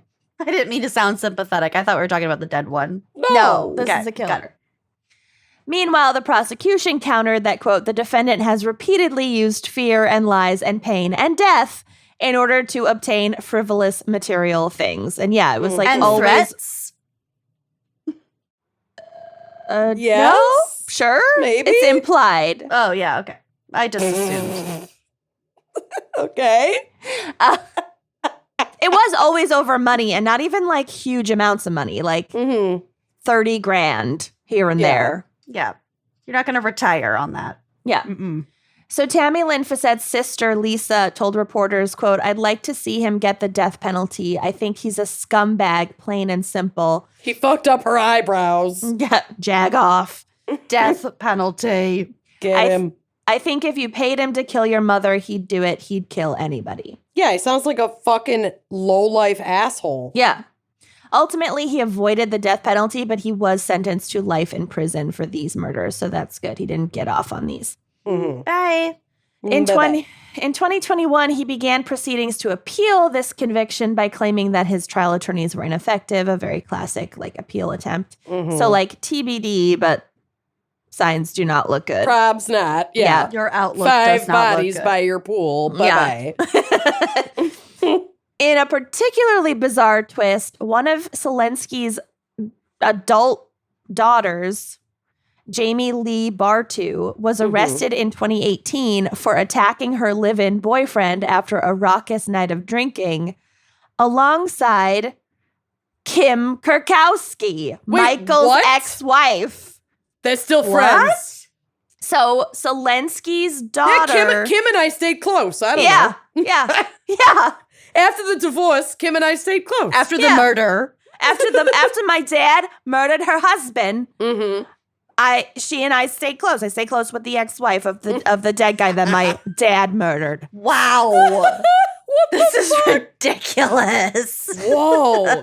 That's a good twist. See, I told you, everybody fucking knows each other, and they're all just like kind of low life scum. So the ex-wife was also arrested for the violence, or she had just been drinking with the ex-wife? it sounds like they had just been like, you know, having Hanging a house out. party or hanging out and drinking too much, and then Jamie Lee Curtis. attacked her boyfriend, and he called the cops. Mm-hmm. Christ almighty. Unreal. Yeah. Wow. That was So a they're weird Well one. done. There's more that we couldn't even get to, more minor crimes that these fools got up to. Who the fuck Natch. knows? Natch. But yeah, there you go. That's Hugo Selenski. Wow. Nice Thank you work. for that. That was a good fan pick. I feel like I'm in Pittsburgh. Right? Yes. Or Chestnut Hill Township. Yeah. Whatever the fuck that is. Feel like I do need to go appreciate, rinse though, off. Yeah, that we actually, regardless of not doing the exact requested, Mhm. topic, we all went to Pittsburgh with our shit. Oh, we did. Just naturally. I don't know if it's near Pittsburgh. I have no idea. Oh, okay. Because my shit's in Pittsburgh. Pittsburgh is southwest Pennsylvania, and they requested northeast Pennsylvania. Easton right. Township. Never mind. Where is Never that mind. in Pennsylvania? Luzerne we all County. went to Pittsburgh. We all went to Pittsburgh, Amanda says confidently. Wrong. We did it. We did it. Yeah, so it's near, my case is near Wilkes Bar / Scranton. Nice. So that's northeast, the right? people person's paper Yeah, people. it was the fan pick, so. The Dun, people, dun, person, dun, paper, people. Love it. Unlimited paper in a paperless world. This world. Okay, are you ready for my case? Maybe. Uh, Are we going to Pittsburgh? We're going to Pittsburgh. I'm ready. Hey, yeah. We're taking a pit stop in Florida, but we're going to Pittsburgh. So the story is buck wild. I'm just gonna dive in. There's a lot going on. I want to start by saying that these were different times. And there's an ism at play here, particularly ableism, but like only in the context of the origin story. The ism does not come into play with the murder. Okay. Like it's just like. And also, Well- ableism never happens anymore. It Right, only right. happened in the past. Well, no. That's not what I mean by the fact We that live in a ableism existed. post-ableism world. That's not at all what I'm saying. And my next sentence, Grady Stiles Jr. was born at a time when physical deformities and disabilities were blatantly exploited on the freak show circuits. That's what I mean by different times. Mm. Which is actually a complex conversation that we don't have time to get into right now. But the history of ableism in traveling shows and circuses is real rampant, but like also balanced with a sense of community autonomy and independence among disabled performers. Right. It's Who were like complex, for sure. ostracized everywhere else. Yes. I feel like we have talked about this on a different episode. Yeah, on ableism crimes, we talked about it. Also, About read like Geek that Love. dynamic. Yeah, I know exactly. it's a fictional novel, but it's Right. I So- love that book. Grady was born in Pittsburgh, Pennsylvania in 1932 and inherited a physical condition called ectrodactyl, a rare congenital deformity that makes the hands and sometimes feet look like lobster claws. Oh my god! Oh my god! Oh my god! Oh my god! I know this case. I know Yes, this you case, do. and it is so. It's wild. Oh my god! Oh my god! Okay. So in this condition, the middle fingers are either missing or seemingly fused to the thumb and the pinky. Okay. The condition had run in his family for generations, with records indicating family members with the condition as far back as the early 1800s. Okay. While many would have seen this as a hindrance, the Stiles family saw it as an opportunity. capitalize on that. Yep. They developed their own carnival show called The Lobster Family and became an infamous traveling performance across the United States in the early 20th century, with Grady Stiles Jr. as the famous Lobster Boy. So Okay. he's the younger, and his dad also had the. Yep. Okay. Yep. And like many of his ancestors. Mm-hmm. Right. I've seen photos of Grady, Grady. Jr. You sure have. Yeah. So like you just said, if you look at photos on the drive, which will be on the blog, you'll immediately recognize them, and they're extremely famous. And if you watched American Horror Story Freak Show, the character of Jimmy Darling is loosely based on the Stiles family, and like not necessarily specifically Grady Jr., who was like kind of not even kind of an actual piece of shit. Mm-hmm. But that's yeah. So Grady was born into a family of established circus performers, and he too had inherited ectrodactyl. The condition had affected his hands severely as well as his feet, rendering him unable to walk much more than a few steps at a time. And like as he got older, his feet like turned in, so he couldn't walk like on his legs at all. So like it it was painful. His condition had shaped his legs and feet in such a way that they could not support his Okay. torso. Okay. So I'm not sure if it was painful. It doesn't look like it would be comfortable to walk. His ankles were like completely curved in. Got it. It just wasn't sustainable. So it was like his legs were a bit deformed, but were his toes also fused in the same way that his hands were? I believe so. Sort of like it's almost. I mean, this is a condition that's not like the thalidomide birth defects. Like this is an actual congenital, condition. Yeah, genetic disorder, yeah. But there are some similarities in the like thalidomide, Effects. like the flipper babies, those poor Right. things. Mm-hmm. There are some similarities there. Okay.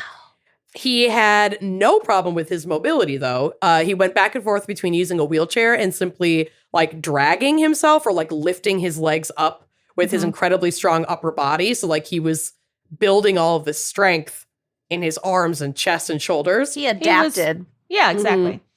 And while the show traveled most of the year, the family had an off-season permanent address in Gibsonton, Florida, which was a community where many traveling performers, specifically like in the circus, chose to settle when they weren't on the road. And a lot of times they would like winter down there. Yeah, pretty much. And like in a lot of like mobile home communities. Okay. Yep. So the Stiles family were actually quite successful, bringing in like $50,000 to $100,000 over the course of a season, and like some of that was back in the 30s and 40s. It's wild. And like it's like a lot of money. That Time money converter, baby. get in there, get in there. So yeah, if we split the difference and say like they on average brought home about $75,000 a season in 1945, where are we at? Okay. Did I get the right number of zeros? Riveting content. over 2.1 million. There you go. A year? In a season. Wow. Cool. Yeah, if they took home $100,000 in 1935, that would be over $2.16 million today. Get it, family. Yeah. So I mean, unfortunately, we'll get to the bad parts. I didn't hold on to that money very long. So while on the road, Grady Jr. grew up and found love with another member of the traveling circus. The young woman that he met, Maria Teresa, and she's also called Mary, so it's like sometimes they call her Maria, sometimes they call her Mary, was a staff member who traveled with the Stiles family, and the two of them struck up a romance and eventually got married. They had 3 children together, and Maria had 1 child from a different marriage. 2 of their children, their son Grady Stiles III and their daughter Kathy, inherited Ectrodactyl and were brought into the family show. Grady III stayed performing, and I don't think Kathy did for very long. I don't think she was super into it. Their third child together, and I think their eldest child, Donna, despite not following in the family business because she did not have Ectrodactyl, became the much loved favorite of Grady Jr. Oh, great. So the child that doesn't have it becomes the dad's favorite. Great. That's going to be a healthy dynamic. We've for got sure. We've got a great start on this. Oh, it gets so much worse. I know. So it was not a happy home for this generation of Stileses. Grady Jr. had a bad relationship with alcohol and was physically and emotionally abusive to his wife and children, displaying his brute strength through acts of violence against all of them. Grady III later said in an interview, quote, "My father was racist and abusive. When I cried, he would say, 'I'll give you a reason to cry.'" You don't need to. I'm already crying. I'm already crying. I'm good. Look at me. I'm crying. Yeah. It's just that, like, Archie Bunker, I'll give you something to cry about. Right. Shit. To the moon. Yeah. And Grady Jr. is the one with the upper body strength. Yes. So Grady Jr. is the patriarch of this story now. Right. So Grady III said he was at his worst when he was drinking and would headbutt folks who crossed him. And he would use this is a quote from Grady III, he would use his claw-like hands to strangle like his kids and his wife when they misbehaved. Because they were really strong. Mm-hmm. And like kind of long. Yep. Yeah. And I don't know if you two have watched, it's a horror movie called Men. It's on my list. No. I just recently watched it. It might be one of the scariest movies I have ever seen. Well, I'm out.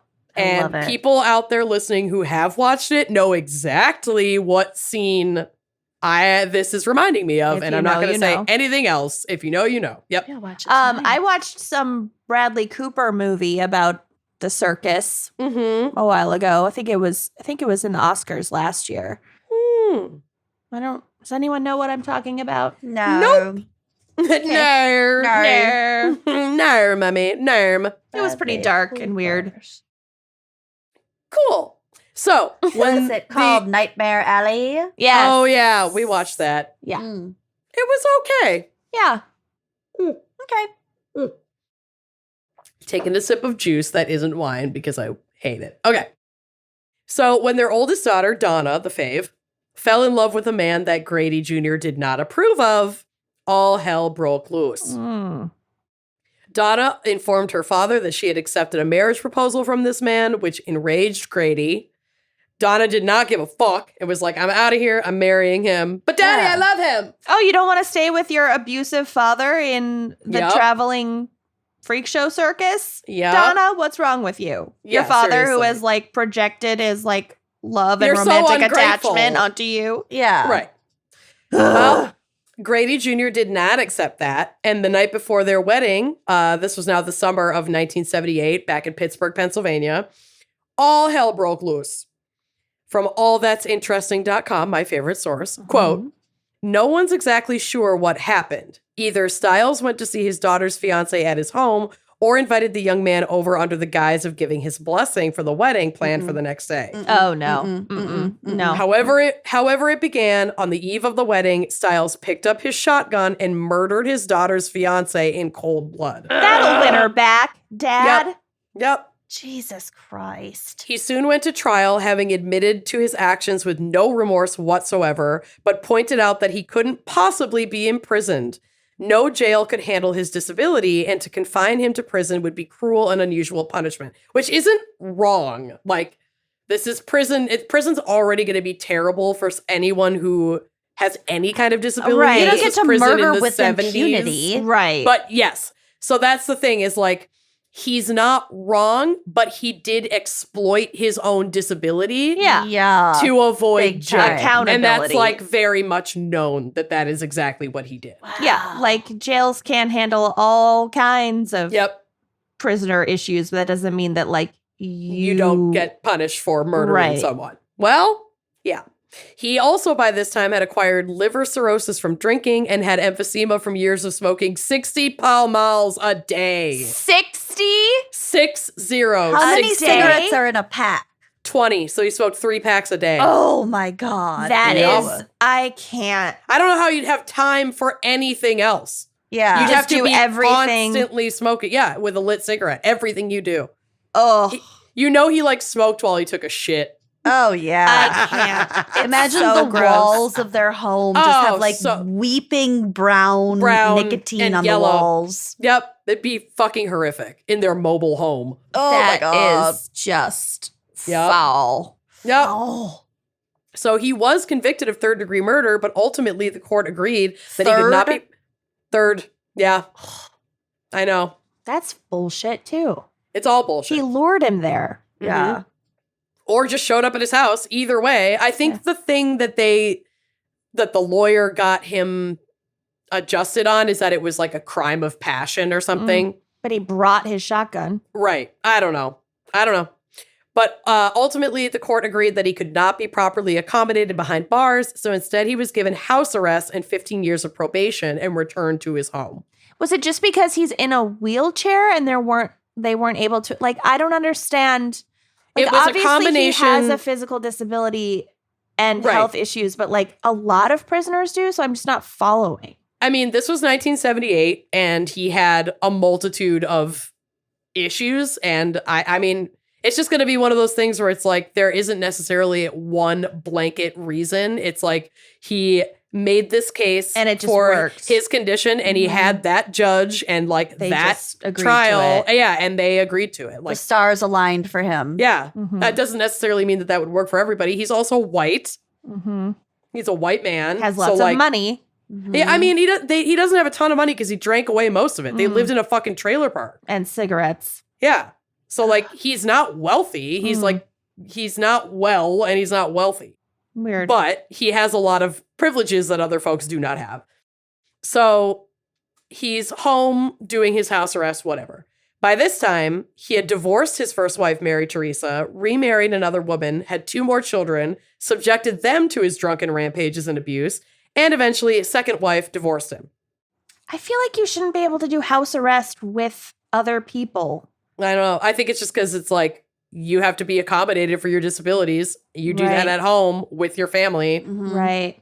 You know, I mean, people get house arrest. I mean, obviously not necessarily for murder, but people get house arrest for other crimes. And if they share their Right. domicile with someone Yeah. else, you It's can't. not quarantine. Right. Mhm. There's not much you can do about that. And especially if you have terms of your house arrest that limit like any kind of leaving your home, you still have to be able to like eat and, Right. you know, I don't know.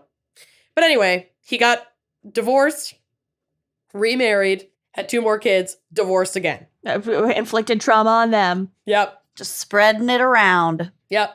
So now it's like the end of the 80s.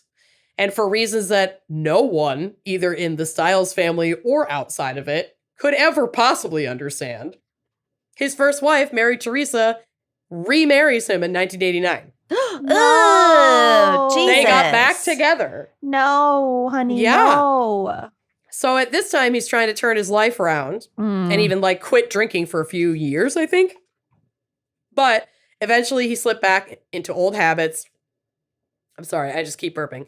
And family would report that things got even worse. So it appeared that at this point, Grady felt like unfucking touchable. Like he's above the law. Nobody could put him behind bars. Like, why not beat the shit out of my wife? Like, I murdered someone and didn't go to jail. Right. Like, what are you going to do? God. Jeez. Yep. So now it's 1992. Maria is miserable and under attack from her husband almost constantly. Her son from her other marriage, a young boy named Harry. So she married another performer who was like, at the time, I think the world's smallest man. Mhm. And they had a son together and then they broke up. So It's she just had like- a type. She's got a type, yeah. Yeah. I love it. It's amazing. So Harry Jr., her son, was extremely worried about her and she had reached the end of her rope. And she told her son that she didn't know what to do and was like convinced that her husband was going to kill her. Mm-hmm. So Harry took matters into his own hands, reaching out to a neighbor and other circus colleague named Chris Wyant. Harry helped put together a plan. Why didn't you think of that earlier? Why didn't you think of this years ago? Harry helped put together a plan. Mary paid Chris $1,500. Was Chris an undercover FBI agent? No, but he was a 17-year-old circus performer, Okay. so Reliable. I mean, that's the only reliable avenue to go through. That would be a hitman. That's not a cop. That's, Yeah, that's not a cop. that's it. That actually tracks. Yeah. And you didn't find him on Craigslist. You know him in person. So, Mhm. so the 17-year-old went to their mobile home one night and shot Grady Styles Jr. at point blank range, like in the back of the head with a Colt 32 automatic, killing him instantly. Wow. Bye-bye. Yep, I know. Grady was 55 years old when he was murdered. Harry was given a lie detector test during the police investigation, but he failed and broke down and admitted everything that had happened. Mm. All 3 involved were arrested and didn't deny intending to kill Grady. During the trial, Mary, his wife, spoke at length of his abusive history. She said, quote, "My husband was going to kill my family," she told the court.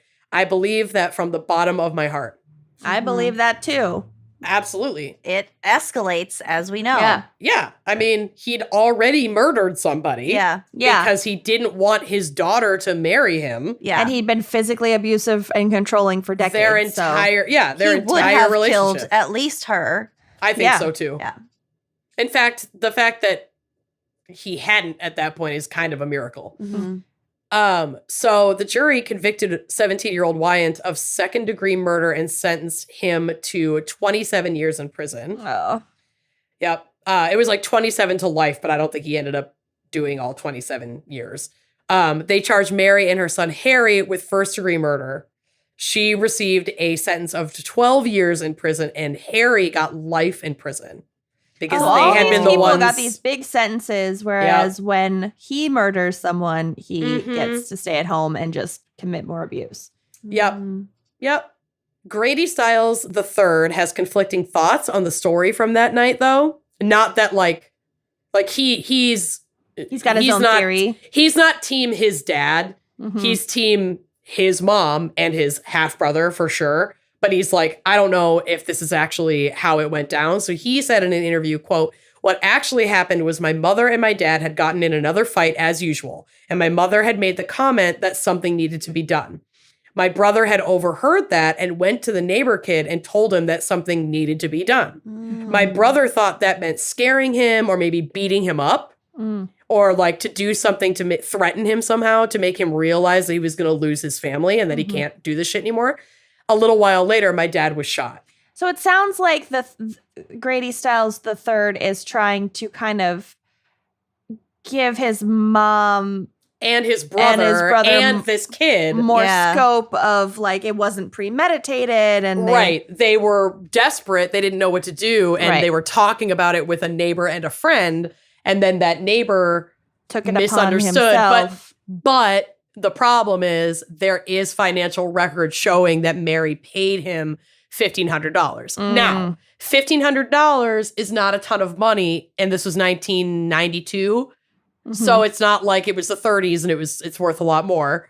But they didn't have a lot of money. But like maybe that I don't know. Maybe that $1,500 was for something else. Maybe he cleaned the gutters or something. I don't know. Right. But I think that maybe it was for drugs. Yeah, maybe. Yeah. But Pall Mall also cigarettes. I also think that A Grady week's worth of cigarettes. A week's worth of $1,500.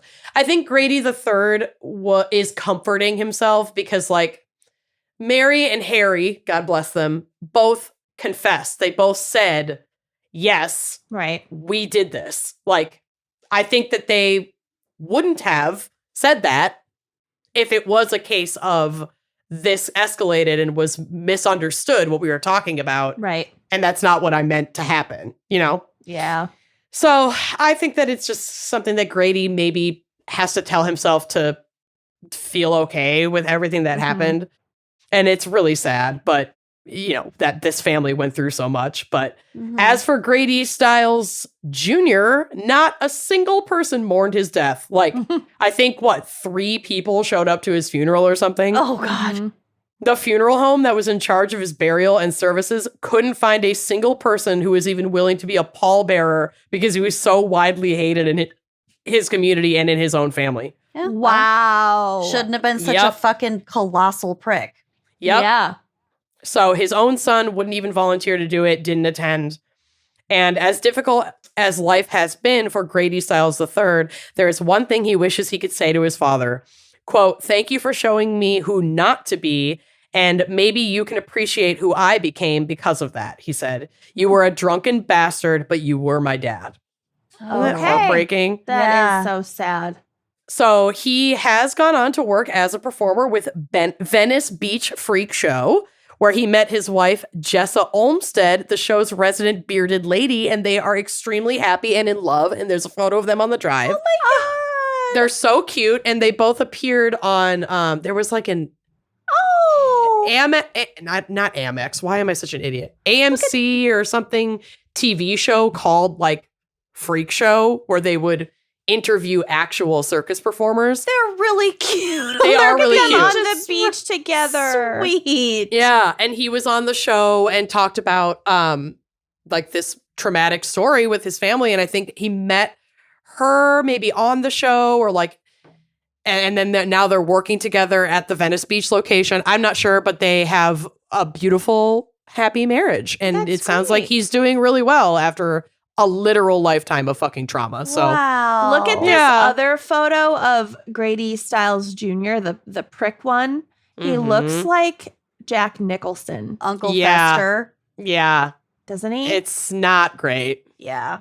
Yeah. We already know the he's older a one fucking with like the asshole. 2 kids, like his son's on his shoulders. Yeah, he totally looks like Jack Nicholson. Wow. Yep. Wow.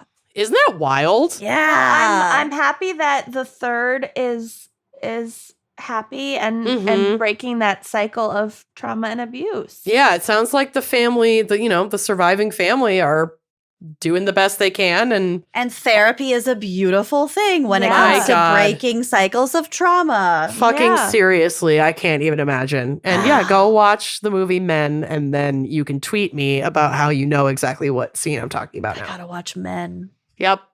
Okay. Anyway, that's my case. well Nice done. work. baby. That was every bit and more as fucking horrifying as I remember it. Because Yeah.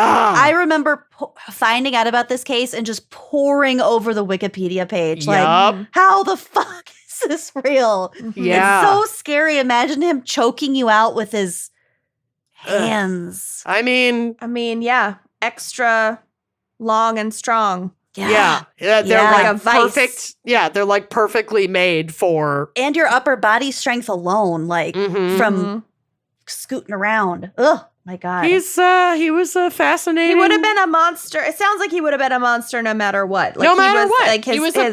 He was an abuser, therefore he was a monster. Exactly. Yeah. Exactly. All right. Thank you so much to our fan picker, Megan Macaroni. Oh, Yeah. God bless her. Gonna go make some macaroni. And Seriously, thank I you gotta to just order my the mac and state cheese. of Pennsylvania. And For existing. please, please, please do not vote for Dr. Oz. Please, for the love of God. I think the other guy is what? Fetterman? Is I don't Fetterman? know. I Yeah. know it seems fine because he's a doctor, but he's like not even a real doctor. No. He has literally no interest or investment in your state or your None. well-being. No, please None. vote for John Fetterman, the Democrat. I think Thank he you. also hawks the silver colloid. Yeah, makes your he's skin like purple responsible for the man who turned blue because he ate too much silver. Like, the colloidal No. silver guy. Yeah. you don't want this man representing you in the Senate. No. Oh my fucking God. I love it. Okay. All I right. love you all so We'll- much. we I'm will- going to go lie down. We'll see you next week. Bye bye.